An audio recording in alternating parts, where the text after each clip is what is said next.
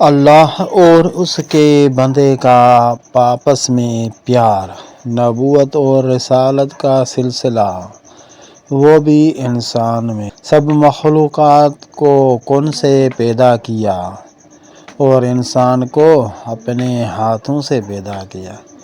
جنت اور جہنم میں تو انسان اور جن دونوں شامل ہیں، لیکن نبوت اور رسالت کا سلسلہ وہ بھی انسان۔ اللہ رب العزت نے کائنات کی تمام چیزوں کی تخلیق فرمائی اور ہر چیز کو حکم سے پیدا کیا، یعنی صرف کن ہو جا تو ہو گیا، اور انسان اشرف المخلوقات اس کو شرف دینے کے لیے اپنے مبارک ہاتھوں سے پیدا کیا اور انسان کو ایک بہتر انداز میں پیدا کیا۔ وہی تو ہے جو زندگی اور موت دیتا ہے۔ جب وہ کسی کا فیصلہ کرتا ہے تو اسے صرف یہ کہتا ہے کن ہو جا، بس وہ ہو جاتا ہے۔ سورۃ المومن۔ اللہ نے فرمایا، اے ابلیس، جسے میں اپنے ہاتھوں سے پیدا کیا، تجھے اسی کو سجدہ کرنے سے کس چیز نے روکا؟ سورۃ الصاد۔ یقیناً ہم نے انسان کو بہترین صورت میں پیدا کیا ہے۔ اللہ تبارک و تعالیٰ نے قرآن پاک میں ہی ساری چیزیں واضح کر دی تو اشرف المخلوقات انسان ہی ہے۔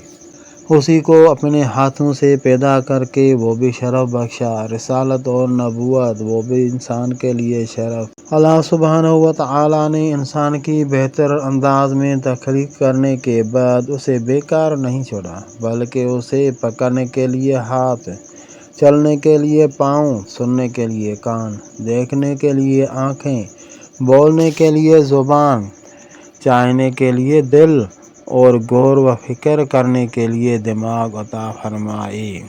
فرمان الہی ہے۔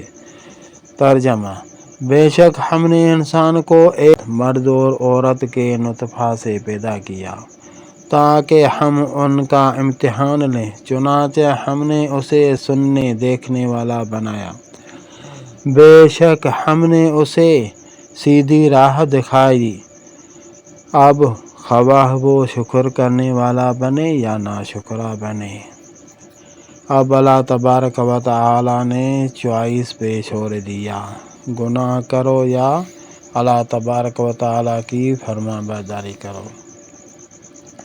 کیا انسان نے یہ سمجھ رکھا ہے کہ اسے بیکار چھوڑ دیا جائے گا؟ نہیں۔ انسان کی رہنمائی کے لیے اللہ جل شانہ نے اپنی کتابیں نازل فرمائیں اور اپنے رسولوں کو بھیجا راہ دکھانے کے لیے، تاکہ انسان دنیا کی زندگی بھی پرسکون گزارے اور دنیا میں نیک اعمال کر کے اللہ کا پیارا بنے، آخرت کو بھی سنوار سکے، اللہ تبارک و تعالیٰ کا قرب حاصل